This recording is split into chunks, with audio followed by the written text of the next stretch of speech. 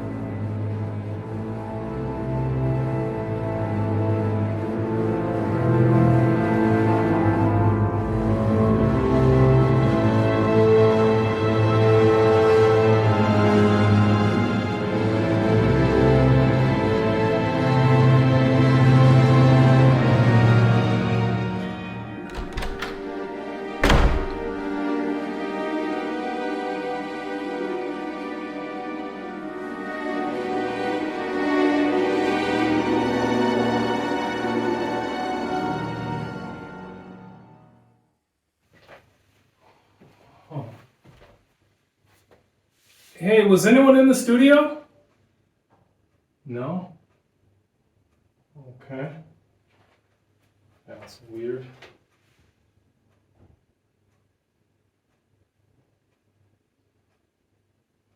And that's better. Okay. Alright, well I guess I'll knock out this lightsaber review. Sinister Prophecy.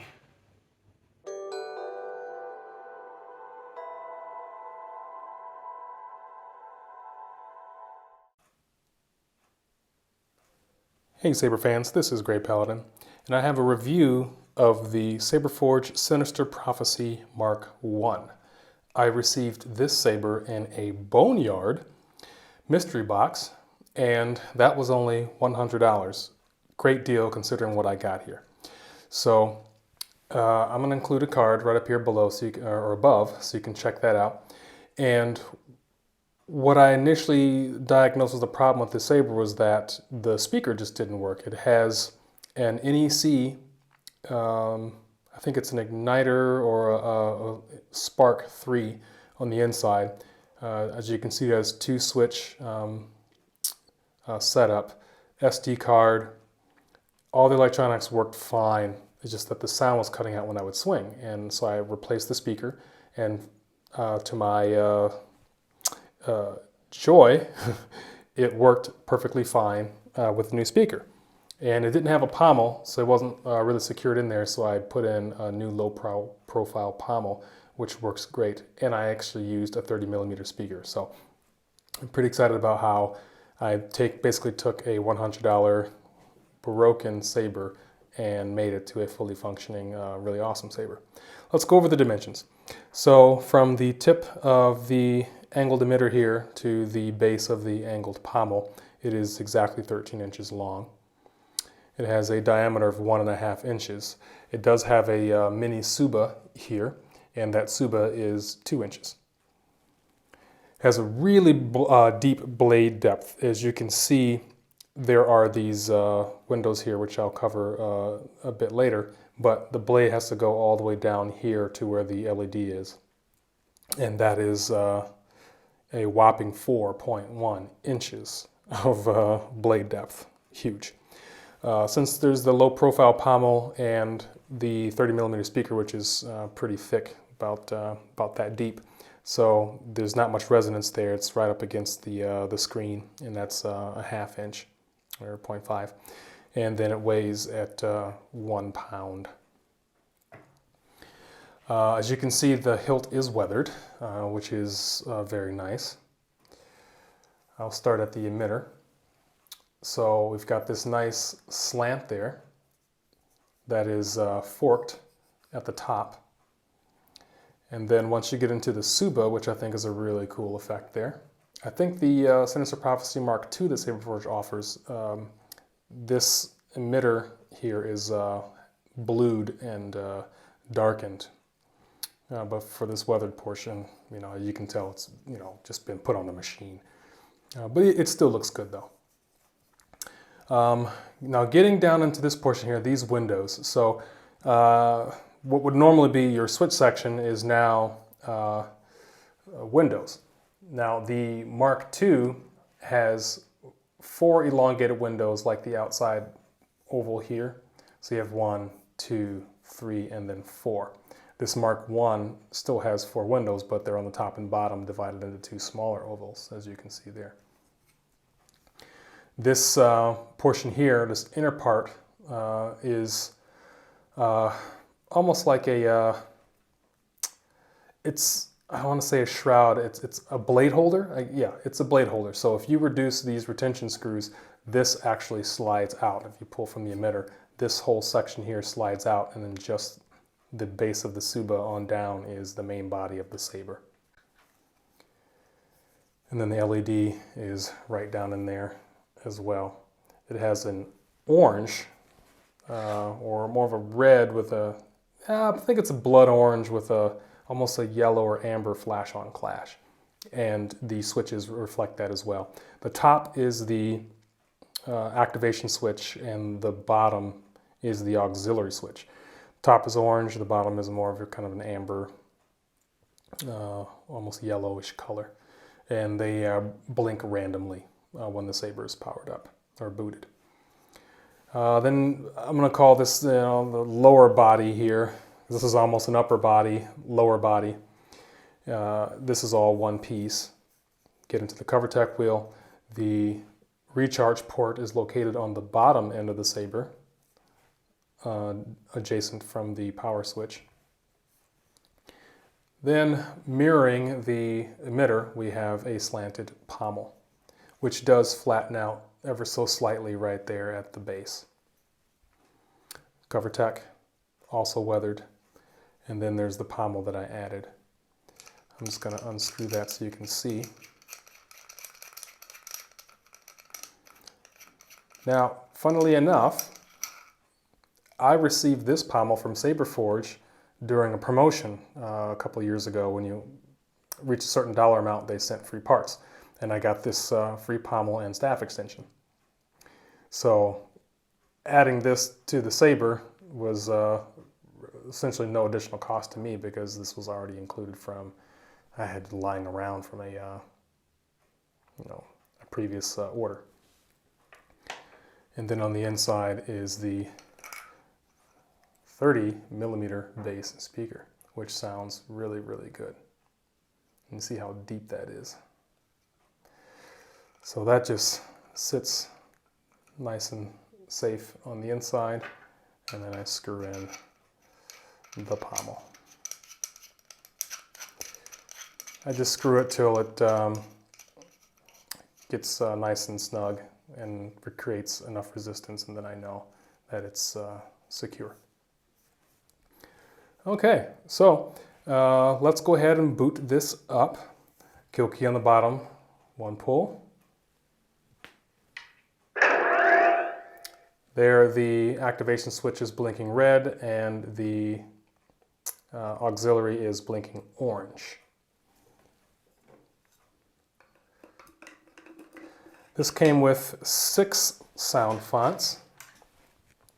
The standard fonts that come with the NEC boards, and that's I think like All Too Easy, Essence, Episode 1, Episode 2. Anyway, I'll just go ahead and power it on so you can hear. This does not have smooth swing, so it's an older Hero tier board, I believe.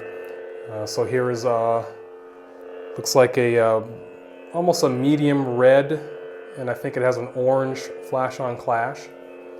No smooth swing, but it's pretty well responsive, as you can hear. Some people like these older boards. So the clash, and then you tap the auxiliary button for the blaster deflect. Difficult to see, but the flash on clash is there. It's difficult when the color is medium red and the clash and the blaster is going to be orange, so you're not really seeing a huge contrast in color, but it is there. Then lock up. Tap again to release. And I believe there are 4 sounds too, but I haven't really figured out how to use all of that features on this. Of course, there's no color change in this because it's just the one solid color with the one flash on clash. And then press and hold to power down. I think the most attractive feature for the saber is going to be the windows in the upper body and of course the fork in the emitter. So if you want to change sound fonts, just tap the auxiliary button. That's where I was. Essence, Episode 1.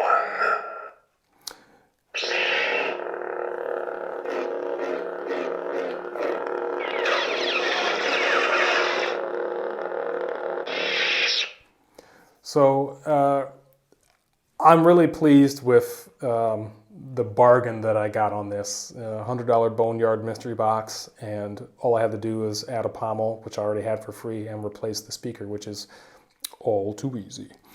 And then I've got a fully functioning saber. So I tend to get lucky on these Boneyards. I got a Crystal Prodigal Son with stunt set up. So I get pretty lucky on these Boneyards. So whenever they come available, I like to get those and then, you know, diagnose what the issue is and go from there for improvement. I'm gonna give you a full-on shot of this saber with full-length blades, so you can kind of really see what it looks like and how it's in action. And I will also string through all of the fonts that are available on this saber. Now I'm going to run through all of the sound fonts that come on this NEC board, as well as let you see a full-length blade and these windows in action. One thing to note, there is only one blade retention screw, which is right on the top of the saber in the center between the 2 ovals. Make sure you secure that tightly, because if not, this blade can come loose. So just be aware of that. Essence, Episode 1. So here's our first font. Nice windows on the emitter. Remember, no smooth swing. This is an old school board.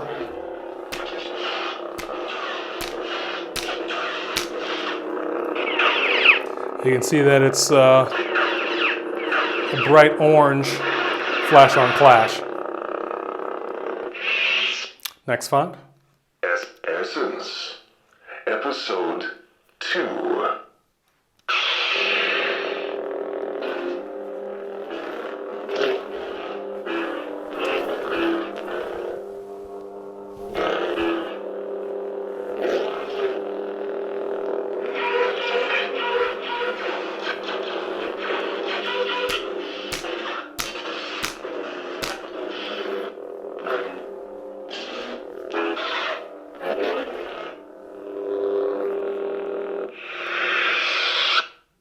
Essence, Episode 2, 501 Commander.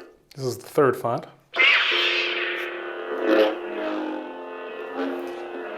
I will say that this is very sinister looking hilt, so the name is very well deserved.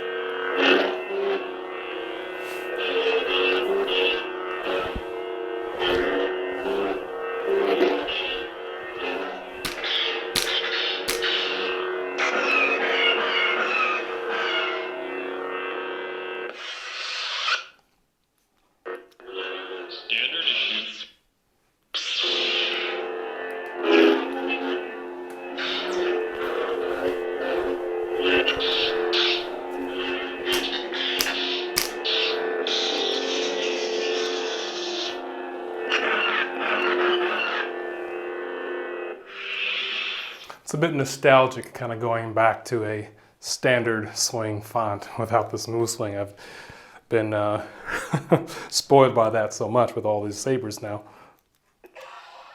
Saber tracks. There are 2 songs, so it does play music that you can load on here as well. Father, Son. I think this is a Luke Skywalker inspired font. Yeah.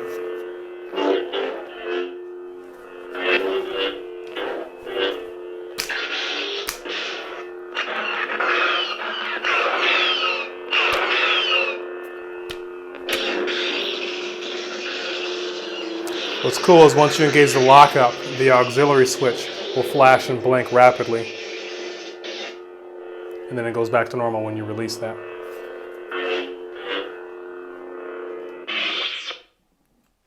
Essence, Episode 1. And we're right back to where we began.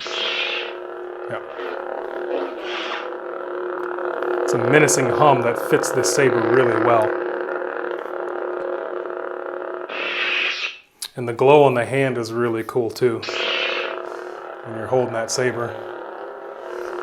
I mean, just imagine some Sith Lord pulling this out, or an acolyte, and you know that they're going to try to kill you with this thing. Cool stuff, cool stuff. So there it is, the Saberforge Sinister Prophecy Mk1. This saber is no longer available. You'd have to get the Mark II. But I think this saber is pretty solid design. I would just be a little careful right around here. It might need to get a Dremel to smooth out just the top outer edge of this window, because that does have a bit of a rough edge that I think could really dig into you if you're squeezing it and spinning it pretty aggressively. But other than that, good looking saber. Very aggressive, has a very Sith-like look to it. Excellent 2-handed grip. One-handed grip, I say, down here by the switches. That way you can see all of the windows in the emitter. I will be selling the saber, and a good friend of mine, Darth Paladin, has, of course, picked this up. So I'm interested to see his unboxing and his review and take on this lightsaber. So please check for that, and once that happens, I will include a link in the description down below to his videos on this saber as well. It's always good to hear multiple opinions on the same saber. Anyway, thank you very much for watching, and may the Force be with you.